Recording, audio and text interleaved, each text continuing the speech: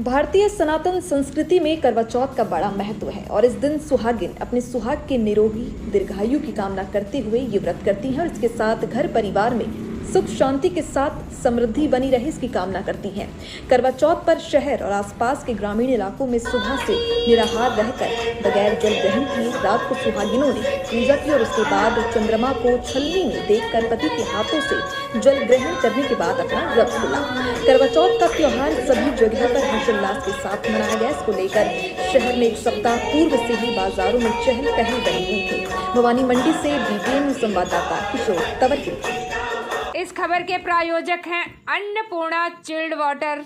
शादी, पार्टी, दुकान, शोरूम में पानी मंगवाने के लिए संपर्क करें। प्रोप्राइटर राजेश राठौर, महामंत्री व्यापार महासंघ। हमारे मोबाइल नंबर हैं 9772321439, पचपहाड़, भवानी मंडी।